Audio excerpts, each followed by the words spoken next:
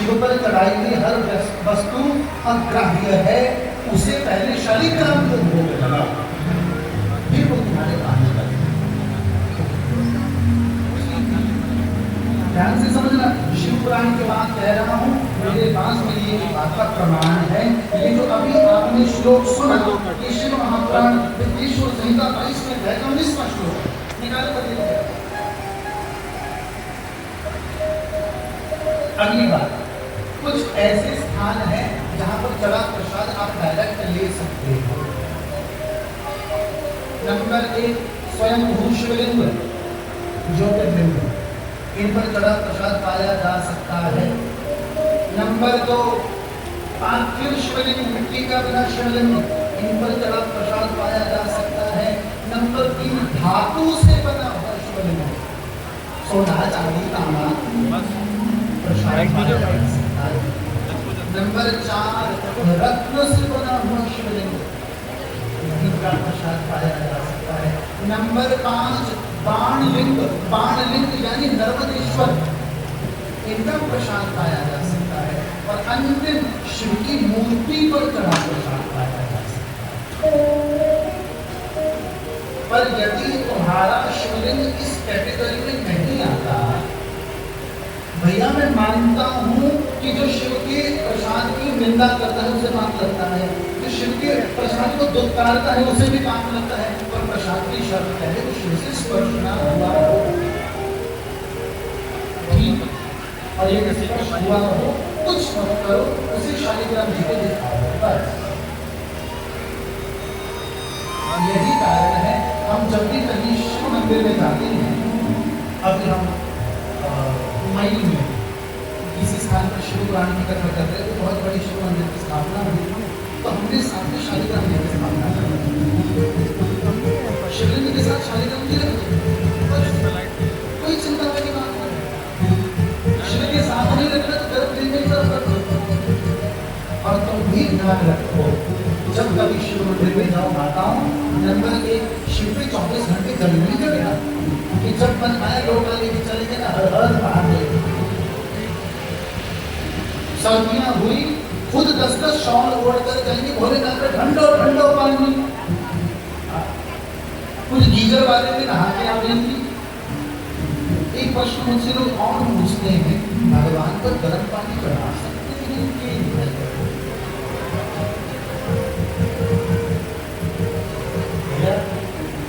कथा वो जगह है जो बिना पूछे तुम्हारे प्रश्नों का उत्तर देती है, और हो ना हो किसी भैया के मन में ये भाव चल रहा होगा, भैया देखो मैंने ये बात ब्रह्मांड पुराण में पढ़ी कि भगवान पर कर्म जल चढ़ाने से रोग नष्ट होते हैं।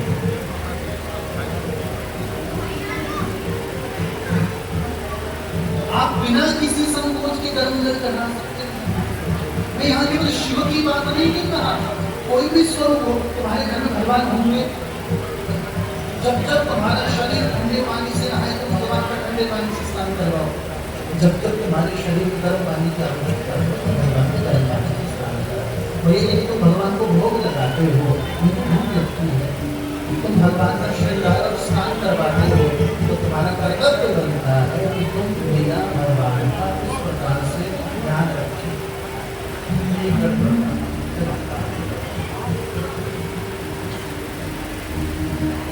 मैं आप लोगों से हाथ जोड़कर विनती करूँ, यह कथा चल रही हो आज ये मेरा हर जगह का नियम है, मेरा विनम्र विनती है, कथा की धारा जब कथा आरंभ हो आगे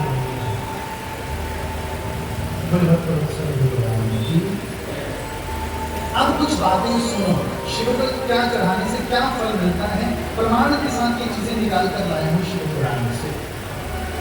मैं कोई चीज तुम्हारे सामने पढ़कर कहूँगा, मुझे कोई संकोच नहीं है, ठीक, परिपूर्ण आज के सामने व्यासपीठ पर कोई नहीं है, हर व्यक्ति अध्ययन करता है, हर व्यक्ति शिव के समक्ष बात। यहाँ बात आई शिव पर कौन सी धारा चढ़ाने से क्या फल मिलता है। सबसे पहले शिव पर जल की धारा चढ़ाने से सुख की प्राप्ति होती है। शिव पुराण विद्येश्वर संहिता के 22वें अध्याय के आसपास कर रहे हैं हम इस समय।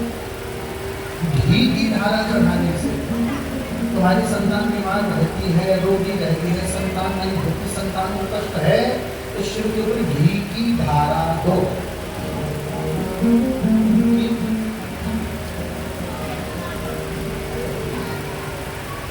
बालक की बुद्धि काम नहीं करती, पढ़ाई में मन नहीं लगता, बालक जड़ बुद्धि है, तो दूध में शक्कर मिलाकर शुरू करना।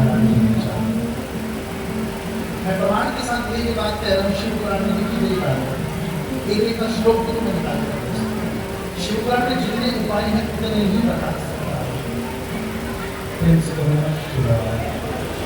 शिव पर खाली दूध की धारा देने से क्लेश का नाश होता है, धर्म क्लेश होता है उसका नाश होता है। हम यहाँ पर लगे शिव पुराण में कुछ उपाय बड़े टेढ़े से आए, मैं हाथ जोड़कर निवेदन करूँ उपाय को करना था, बिना गुरु आज्ञा के, बिना संत आज्ञा के शिव पर सरसों के तेल की धारा चढ़ाने से शत्रु का नाश होता है। शिव पुराण ठीक, शिव पुराण खोलकर पढ़ लीजिएगा, मेरी किसी बात पर किसी को संदेह सामने मेरे शिव पुराण की पुस्तक रखी है, श्लोक संख्या तक मेरे पास। शिव पर सुगंधित तेल की धारा चढ़ाने से, सुगंधित तेल जैसे बादाम आदि का प्रयोग है, इनकी धारा चढ़ाने से पूरा भोग की प्राप्ति होती है। शिव पर शहद की धारा चढ़ाने से रोग नष्ट होते हैं।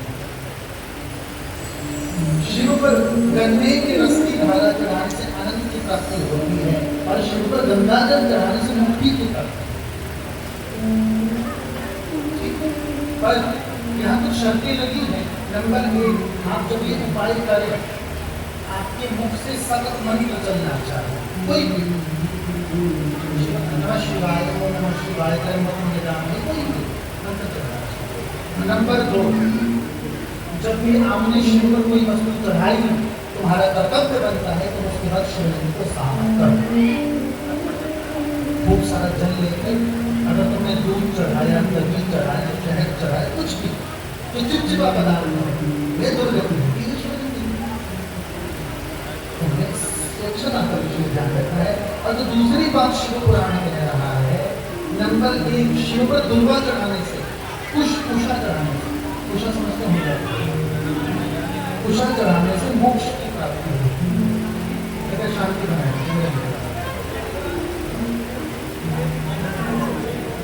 शांति। शिव पर कुशा चढ़ाने से मोक्ष की प्राप्ति होती है, दुर्वा चढ़ाने से आयु की प्राप्ति होती है, धतूरा चढ़ाने से पुत्र की प्राप्ति होती है। ठीक, एक मजे की बात बताऊं, इस पूरे अध्याय में भांग शब्द कहीं नहीं आया। ये मैं बात बड़ी जिम्मेदारी से कहने जा रहा हूं। 7 संहिताएं, 24,000 श्लोक हैं शिव पुराण में। आप में से कोई व्यक्ति मुझे एक श्लोक दिखा दो जिसमें लिखा हो शिव भांग पीते हैं, एक श्लोक। इस समय शिव के नाम पर केवल गंदगी चल रही है।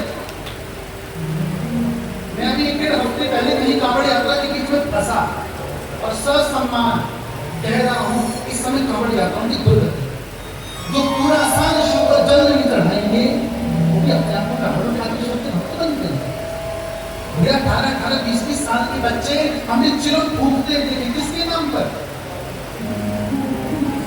और जितने भी शिव के नाम पर भांग का सेवन करने वाले हैं, मैं दोनों हाथ जोड़कर निवेदन कर रहा हूँ, शिव पुराण मुझे बता दो किस श्लोक में लिखा है शिव भांग पीते हैं, मुझे बताना। और माफ करना, तुम्हें भजन भी वही पसंद आते हैं जिसमें शिव को नशेड़ी घोषित किया। तुम अपराध कर रहे हो, तुम अपने शिव की स्तुति नहीं कर रहे, सेवा नहीं कर रहे, तुम अपराध कर रहे हो। भैया मुझे आज तक कहीं नहीं मिला जहां लिखा हो कि शिव ने भांग पी, गांजा में, अरे राम राम क्या क्या भजन कीर्तन शिव के नाम पर, और हमें आनंद आता है। तुम भजन नहीं कर रहे, जागो, तुम लोग पाप कर रहे हो, तुम अपराध कर रहे हो। और फिर क्या महाराज शिव ने भांग पी, भैया बोले ना तो तूने तो जहर भी पिया, घट को थोड़ा थोड़ा पर शर्त एक है, जहर लाके मैं दूंगा। तुम तो सस्ता वाला पियो। शिव मन में चल रहे अजीब जगत में पूजे जाने वाले सभी कंकड़ नहीं। यही कारण था मैंने कहा मेरी कथा बचाना मुश्किल है। पिछले 2-3 वर्षों से मुझे शिव पुराण की भरपूर सेवा कर रही है। और यहाँ पर एक और अटपटी बात आई है, शिव पर तुलसी चढ़ाने से भक्ति की प्राप्ति होती है।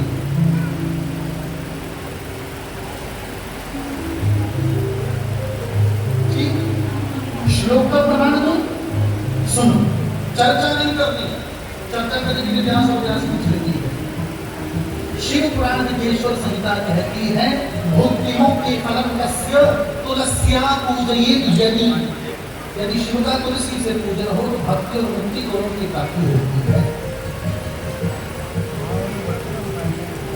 ये कुतर्क नहीं चलेगा। तुम लोग कुतर्क लेकर चलते हो, महाराज विष्णु जी की पत्नी है तो शिव पर नहीं कर सकती, ये कुतर्क है, लॉजिक नहीं है, क्योंकि विष्णु पर भी प्रतिपत्त करता है।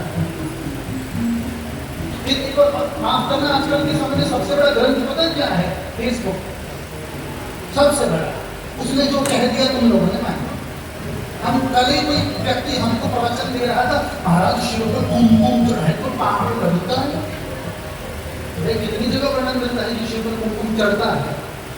जब तुम शिव का लाल श्रृंगार करते हो तो कुमकुम नहीं लगाते क्या? तुम नहीं लगाते होंगे, पर ग्रंथों में वर्णन मिला है। शिव ने कहा है मुझ पर केवल केवड़ा और चमेली, ये 2 फूल नहीं चढ़ते बस।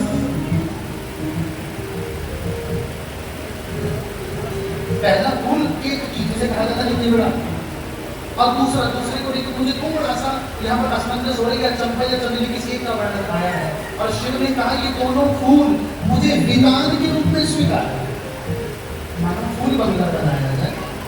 बाकी कहीं नहीं लिखा कि शिव पे तुलसी ना चढ़े ना ये ना चढ़े ना बना। तुम चढ़ाते चढ़ाओ, न चढ़ाते ना चढ़ाओ, तुम्हारी इच्छा। पर अपन यहाँ शिव पुराण की बात करना है और शिव पुराण कहती है शिव पर तुलसी चढ़ती है। धान का वर्णन नहीं मिला मुझे, क्योंकि शिव पुराण में शिव पर लाल मिर्च तक चढ़ाने का वर्णन दिया है। और ये उपाय बहुत उल्टे हैं, मैं व्यासपीठ से कहूंगा मैं। शिव पर राई चढ़ाने का वर्णन मिला है, लाल मिर्च, मरीचि संभवा पूजा शत्रु नाश करी स्मृता, श्लोक है भैया शिव पुराण का। पर निवेदन शिव के नाम पर कहीं ढोंग का प्रचार नहीं हो रहा, बस इस चीज में समझना होगा। शिव के नाम पर कहीं कहीं अनाधिकारिकता को नहीं चल रही, इस चीज का ध्यान रखना। लोगों को कहीं किसी ने बताया कि भैया कोई दान ले लो, सिर के ऊपर से घुमा दो, जाकर गणपति को शिव को चढ़ाया, तुम पाप कर रहे हो। देवताओं के ऊपर गुस्साई हुई चीजें नहीं चढ़ती। देवता तुम अपने ग्रह उतारने के लिए रह गए। ग्रह छोटी वस्तु है, परंपरा बनाना बड़ी चीज है। आपकी कभी श्रद्धा हो तो ये जी भर जाकर मंदिर में भंडारा करवा देना, पर अपने ऊपर से ग्रहों की उतारी हुई चीजें मंदिरों में मस्त स्थापन किया करो चीज। और ये चीजें करने की नौबत पता तुम्हारे जीवन में कब आती है? जब ना तुम्हारे जीवन में भजन है, ना तुम्हें परमात्मा पर विश्वास है। मुझे तो कई बार कहते हैं कि आजकल आप सब जानते हैं शिव पुराण की सेवाओं में हमारे शिवपुराण में महाराज जी का खूब नाम चलता है कि महाराज जी की कथाएं सुन के मंदिरों में भीड़ लग गई, सच सच बताना। तो वो लोग शिव मंदिरों के व्रत में लोभ के लिए जाते ताकि तुम्हारा काम हो जाए। शिव पहले भी थे, अभी भी है, बाद में भी होंगे। हम अपने लोभ के लिए जाते हैं। महाराज जी ने कोई उपाय बता तो हम पे काम करना ही चाहिए, तुम लोग के लिए गए ना।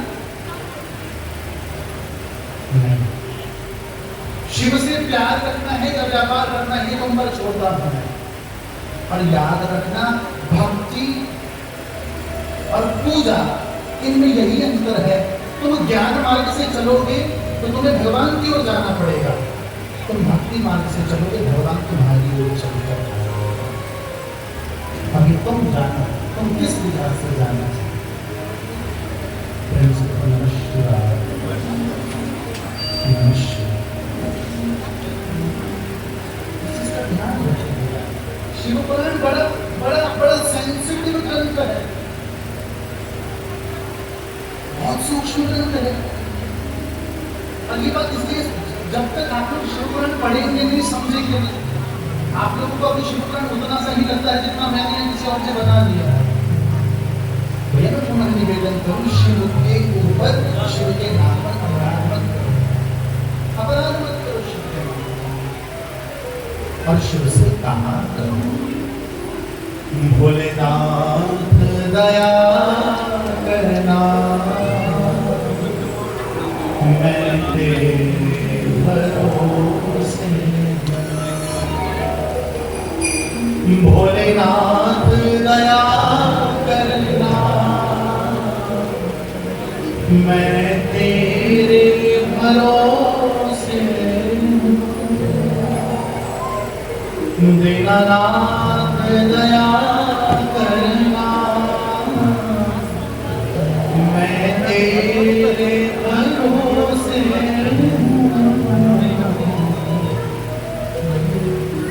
भोलेनाथ दया करना, मैं तेरे भरोसे, भोलेनाथ दया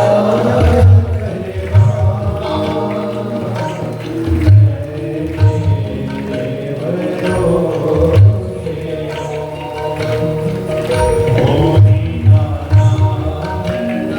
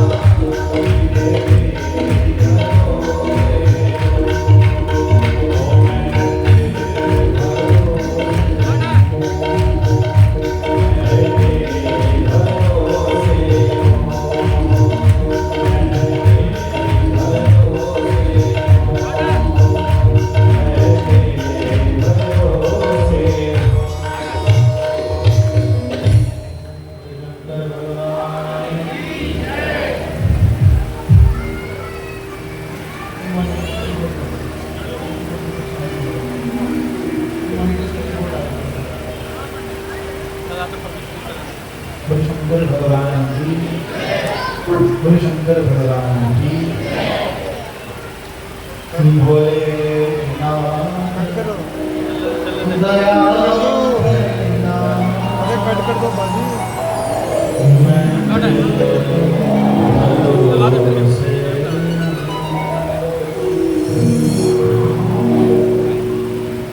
किसी को तख्त देते हैं, किसी को ताज देते हैं, किसी को सोज देते हैं, किसी को साज देते हैं। सोज यानी पीड़ा। किसी को तख्त देते हैं, किसी को ताज देते हैं, किसी को सोज देते हैं, किसी को साज देते हैं। भलाई चाहते हो तो मांगना छोड़ दो इनसे, जो इनसे कुछ नहीं मांगे उसे आवाज देते हैं। बोले भक्त वत्सल भगवान की आवाज।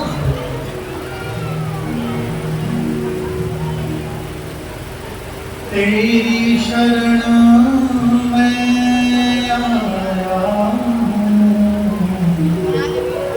तेरी शरण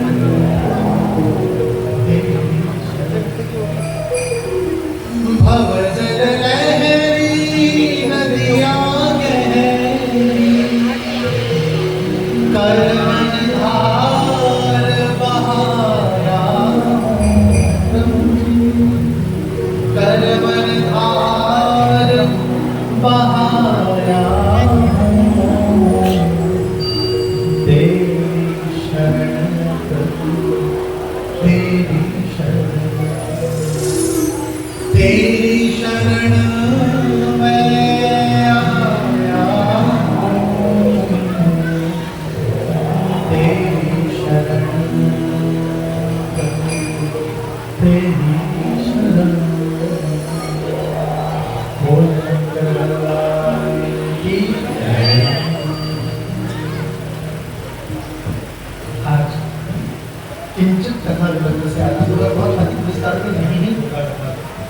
बस एक तो बात आपको मैंने विशेष ध्यान रखना है भैया, भक्ति के पथ पर सबसे प्रमुख कोई वस्तु है उसे कहते हैं विश्वास। एक नाथ का नाम दया मन से बिंदी मैं एक चीज का हमेशा अनुभव करता हूँ। देखो सबके जीवन में कोई ना कोई कष्ट हो जाता है, कोई ना कोई प्रॉब्लम आती है। आप हर चीज को नकारात्मकता से जब जोड़कर देखते हो तो वही गड़बड़ हो जाता है।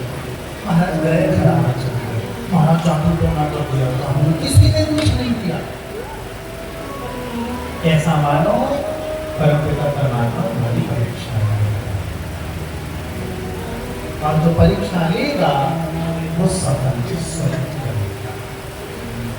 हो सकता है इस पंडाल तक आने में तुम्हें कितनी सारी परीक्षाएं लगे, हाँ, पर ध्यान रखना उन परीक्षाओं से पार करने वाले प्रेम से कहो नमः शिवाय। हाँ, ये पीछे सोफे वाले भी नमः शिवाय, नमः शिवाय, नमः शिवाय। मैं देख रहा हूँ कई लोग नमः शिवाय नहीं बोलते, कोई बात नहीं, मजबूरी होती है नहीं बोलने की। क्या है, हम जबरदस्ती बोलवा। एक बार कहीं कथा चल रही थी, मजबूरी क्या होती है समझो। महाराज कीर्तन करवा रहे थे, कथा बचे कंस निनंदन ब्रजजन रंजन देवकी नंदन तव शरण। आगे अम्मा बैठी थी, अम्मा के मम्मी का नाम था देवकी नंदन। अब कहते कहीं धनी को नाम ले लेना, आज की तो भैया पता ना लगे, छोड़ आवाज लगाए के पति को ना सुनो जी, ये जी वो जी तो सब गया जी। तो महाराज कीर्तन कर रहे कंस निकंदन ब्रजजन रंजन देवकी नंदन तव शरणम। अब अम्मा के पति का नाम देवकी, तो अम्मा भी गाये कंस निकंदन ब्रजजन रंजन तव शरणम। अम्मा ये हूँ क्या है? महाराज हमारे पति का नाम नहीं लेते तो मतलब क्या? महाराज गाऊंगी नहीं तो कथा का फल कैसे मिलेगा? तो पूरा का महाराज गाऊंगी तो पति का नाम कैसे नहीं तो मतलब पूरा का नियमत गाने पढ़ गए तो कथा समाप्त हुई।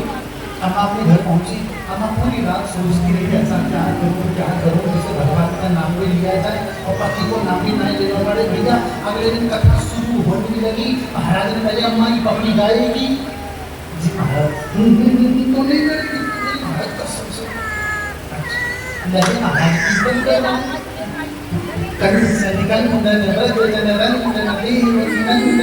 तब शरणम अमास्तानी कीर्ते गायकन सैनिकल मुंडन गुड़िया के पापा तब शरणम। अब भैया ज्ञानानंद शुभ बिना मुगल संकीर्ति उत्तम पंसो रहे देरो जनानलह तुलसी सीता राम को रीज भजो यार। सबसे बड़ी गड़बड़ अंग्रेज चले गए इनको छोड़ गए। छींक आएगी तो झट कहेंगे सॉरी। हमको आजकल समझ नहीं सॉरी का काम क्या। राम राम बोलो जय माता दी बोलो हर हर सॉरी। अंग्रेज चले गए इनको छोड़। भैया एक मजे की बात बताओ। अंग्रेज वाली जब की बात आती है ना मुझे घटना अपने जीवन की स्मरण हुआ। आप में से जो वृंदावन गया होगा क्योंकि मेरे जीवन का एक बहुत बड़ा कालखंड वृंदावन में बीता है। 2008 से वृंदावन में है। तो वृंदावन में एक मंदिर पड़ता है जिसे कहते हैं गोविंद देव जी का मंदिर। लाल पत्थर से बना हुआ जिसकी 3 मंजिलें हैं 4 मंजिला औरंगजेब ने गिरा है। ऐसे इस मंदिर की कहानी है। तो हमारे साथ कुछ भक्त थे हमने मंदिर दिखा रहे थे। इतनी देर में एक अनपढ़ गाइड अंग्रेजों को लेके आ गया। गाइड अनपढ़ साथ में कौन अंग्रेज। अब जिसको हिंदी ना बोलनी है तो भैया अंग्रेजी में उनको मंदिर का इतिहास पता है। और जो उसने अंग्रेजी बोली उस दिन से मेरा अंग्रेजी से विश्वास उठ गया। और लाल पत्थर का मंदिर है। औरंगजेब आया 4 मंजिलें गिराई 7 मंजिल का भैया वो बड़े प्यार से बोले this temple red temple Krishna temple 7 मंजिल 7 मंजिल। Aurangzeb come over down 3 standing. मैं क्या बात भैया मान गए तेरी अंग्रेजी को अंग्रेज चलने जाओ भैया तभी कह रहा हूँ किसी भी प्रकार से किसी भी भाव से भगवान का नाम लेने की आदत नमः शिवाय। गुस्से में नहीं प्रेम से बोलो नमः शिवाय नमः शिवाय। सोफा पे बैठने ज्यादा कंजूसी करते हैं आपको मत बोलिए तुम तो बढ़िया बात से बाबा गया पीछे पीछे बात याद रखना इस घटी में हम बैठे हम तक बचेगा नहीं होगा। मुझे कई बार लगता है कथा बच्चों को यहाँ पर क्यों बिठाया जाता है कथा सुनाने के लिए नहीं। भारत सब में नजर रखो बस। शंकर भगवान की यहाँ बड़ी सुंदर सुंदर शिव पुराण में और यह एक बड़ा सुंदर श्लोक आया भैया जिसकी हम आरंभ में भी चर्चा कर रहे थे। तातकानी विनश्यन्ति यावन्ति शिवनामतः भूमि तावन्ति पापानि क्रियन्ते न नरैर्मुनि। सूची महाराज शौनक जी से बोले भैया एक व्यक्ति अपने जीवन में जितने पाप नहीं कर सकता उससे ज्यादा पापों को नाश करने की सामर्थ्य है श्री नाम। भूमि तावन्ति पापानि क्रियन्ते न व्यक्ति अपने जीवन का भैया सोचो और तुम्हें क्या दे सकते हैं। कितनी बड़ी छूट शिव ने तुम्हें कि तुम्हारे जीवन में भैया पूजा पाठ जब तक न हो कोई समस्या नहीं सच्चाई हो। तुम्हारे जीवन में सच्चाई हो यदि तुम्हारे जीवन में सच्चाई हो तो तुम्हें शिव की प्राप्ति होने से कोई नहीं हो सकती। निवेदन कर सकता हूँ जब कभी भी मंदिर में जाओ भगवान के सामने कभी पर्दा पर रखा। पर्दा का यहाँ घूंघट नहीं है। पर्दा का यहाँ झूठ से प्रभु हम कितना माला करते हैं कितना जाप करते हैं तुझसे कुछ नहीं छुपा। हम कितने सच्चे हैं कितने बुरे हैं तुझसे नहीं छुपा। हम कितने पांडु हैं तुझसे नहीं छुपा। हमें बस इतना पता है कि तेरे पास हमारे जैसे लाख होंगे हमारे पास तू एक ही है। हम नहीं तुझे छोड़ कर कहीं जाने वाले तेरे चरण नहीं छोड़ सकते।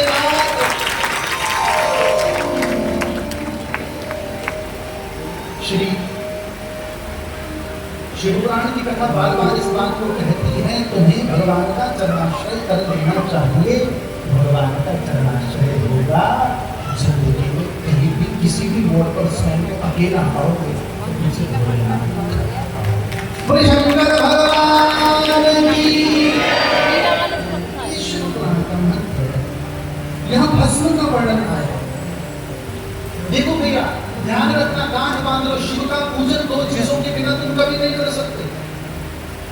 एक भस्म, एक रुद्राक्ष। ये अपने लिए कह रहा हूं, यानी जब तुम शिव का पूजन करने बैठो, तुम्हारे माथे पर भस्म हो, तुम्हारे गले में रुद्राक्ष।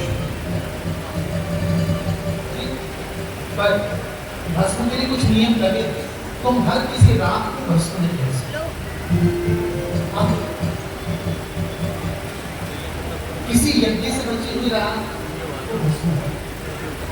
कुछ स्थान ऐसे होते हैं, आप लोगों के यहाँ पर मुझे ध्यान नहीं हो ना हो, कुछ स्थान ऐसे होते हैं जहाँ पर साधुओं के संतों के अखंड घूमना चाहते हैं, खूब 100 सालों से चलते रहते हैं। यदि वो स्थान पवित्र है, मतलब उसकी मर्यादा रखी गई है, तो उसकी उसकी रात में भस्म रहता है। तीसरा, न उपलब्ध हो तो गाय के कंडे जलाकर उनकी जो रात बचे उसे भस्म पर शर्त लगाई। नंबर 1, रात कभी सूखी नहीं करनी, भस्म सूखी नहीं करनी, भस्म हमेशा गीली कराई जाती है। और गीले के लिए भी शास्त्रों ने कहा कि उसमें प्रयास करो कि पानी मत मिलाओ, उसमें कोई सुगंधित चीज है, सुगंधित करो। मान लो यदि तुम उसमें पानी डाल रहे हो तो किंचित उसमें इत्र डाल दो, सुगंधित भस्म गले में रुद्राक्ष धारण करना है। फिर शिव के भस्म की क्या महिमा है, मुझे योगेश्वर देवी भागवत का एक प्रसंग स्मरण हुआ है। देवी भागवत में कथा आती है, एक बार दुर्वासा जी महाराज माथे पर त्रिपुंड धारण करके पितरों से पहले पितृलोक गए, बातचीत कर रहे थे।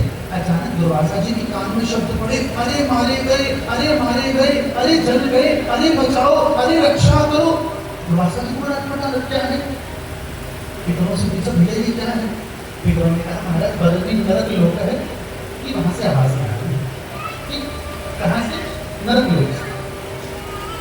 श्री दुर्वासा जी उठे, नरक लोक में गए, ये वहां एक कुआं था, उस कुएं के भीतर आत्माओं को दंडित किया जा रहा था। जैसे ही दुर्वासा जी ने कुएं के अंदर झांका, सारी की सारी आत्माएं नाचने लगी, ठंडी ठंडी हवा बहने लगी, सबको आनंद आने लगा। करने वाले कि महाराज नरकों को मजा आने लगा, तो नरक पर डरने से लगे। सब भागे भागे यमराज के पास गए, यमराज ब्रह्मा के पास गए। ब्रह्मा ने कहा जैसे ही दुर्वासा उस कुंड में झुके, उनके माथे पर लगे भस्म के 2-4 बार उसमें गिर गए। और ये उस भस्म का प्रभाव है जो नरक में तपते हुए हर व्यक्ति को समय से पहले गति मिलती समझो। तुम शिव को मानते हो, तुम्हारे माथे पर भस्म हो। तुम विष्णु को मानते हो, तुम्हारे माथे पर गोपी चंद्र हो। तुम शिव को मानते हो, तुम्हारे कंठ में रुद्राक्ष हो। तुम विष्णु को मानते हो, तुम्हारे गले में तुलसी हो। प्रश्न उठता है, तुलसी और रुद्राक्ष एक साथ पहनेंगे ना? भैया ये रही तुलसी, ये रहा रुद्राक्ष, कहीं मना नहीं है पहनने। बस ध्यान रखना दोनों एक डोरी में ना है। यदि ऐसा होता तो शिव को तुलसी न चढ़े। देवों में भेद नहीं है, भेद करने वाले हम। वे तुलसी की तो इतनी महिमा लिखी है कि यदि मरते हुए व्यक्ति की जलती हुई चिता में तुलसी डालते कोई सूखी तुलसी, हरी तुलसी, ये बात बहुत पुराणों में लिखी गई है। तुम किसी के अंतिम संस्कार में जाकर हो ना, एक छोटा सा काम कर दिया तो सूखी तुलसी की लकड़ी लेकर उसकी जलती हुई चिता डालो। ग्रंथ कहते हैं इस बात को, यदि किसी व्यक्ति की जलती हुई चिता में तुलसी साथ में जलती है तो व्यक्ति सर्वव्यापी को पाता है।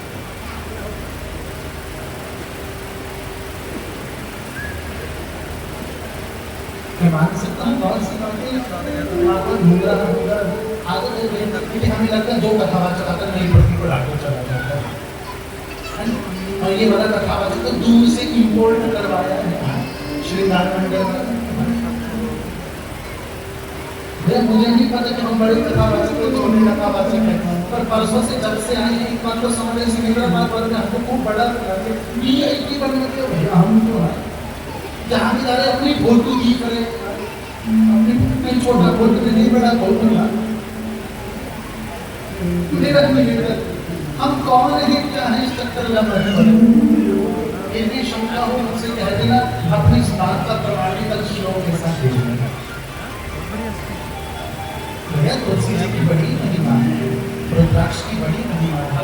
मैं नहीं कह रहा कि तुम तुलसी का धारण करो, शिव को मानते हो रुद्राक्ष का धारण करो, दुर्गा को मानते हो तो कमल का धारण करो, जो तुम्हारी इच्छा है। पर यदि हिंदू हो, हिंदू न हो।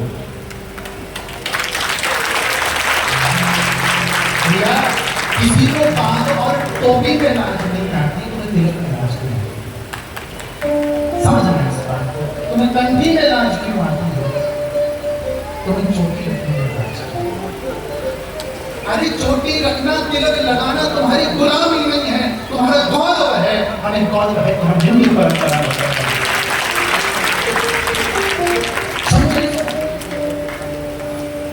वीर शिवा राणा प्रताप का तुम जो था वो नारा है, तो गर्व से हम हिंदू हिंदुस्तान।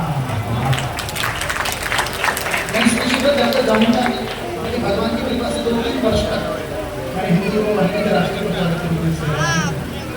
और जब वो समय मिलता उन सेवाओं को करते भीतर की वहाँ गए वो नहीं जाने वाली है। मैं राजनीति के चक्कर में पढ़ता नहीं, क्योंकि हमारे पास तो समझ आएंगे आपकी यहाँ ज्यादा दल है, हमारे हिमाचल में ज्यादा दल नहीं है। और जहां जितने दल वहां दल दल बहुत बारीक सा ही ज्यादा है। और भैया मैं इस बात को गर्व से कहता हूं, जो केवल हमसे भैया मजे की बात बता, इस समय में 35 वर्ष का हूँ। जब से वोट देने की आयु हुई है, जब वोट हुए हैं घर में आयु नहीं। इस बात में हमारे हिमाचल में जो नाम हमारी कथाओं में सब आते आशीर्वाद सबको देते हैं, ताकि भोलेनाथ को कह देगा तो अपने हिसाब से चुका देगा, हमको नहीं। पर एक बात मैं गर्व से कहता हूँ, जो राम का है आपकी साधन की सेवा किसी दल का कोई व्यक्ति आएगा आशीर्वाद है। पर मैं यहाँ पर हर धर्म के विषय में महानता करने नहीं बैठी। ये हिंदू धर्म की गलती है, मैं हिंदू धर्म के विषय में बात करूंगा, और जो हमारे धर्म का समर्थन करेगा मेरी व्यासपीठ का उसे बढ़ते दम तक समर्थन करेगा।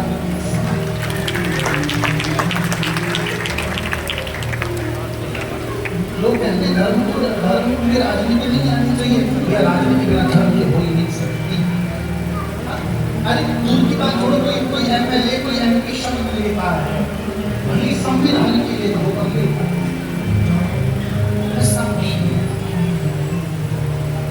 ये मत सोचने की छोटा में बड़ी बात, इसमें गलती बहुत बड़ी हो सकता है। इस समय पटना के अधिकांश लोग मुझसे आयु में बड़े हो, वो बात गलत है। मुझे अच्छा लगता है लोगों से आप बाई चांस यदि मेरे कमरा में पहुंचो, अब ये जो लोग हमारे कमरा में आते हैं जानते हैं बहुत बात नहीं करते, बहुत एक समय की वजह है 10-20 मिनट किसी को होंगे, हम कहेंगे 10 मिनट की सेवा करेंगे। और ये समय है जहाँ तुम हो, मैं तुम्हारा शिव है, मेरा शिव है, और जाना पड़ेगा। क्या मेरे भोले बाबा तुमको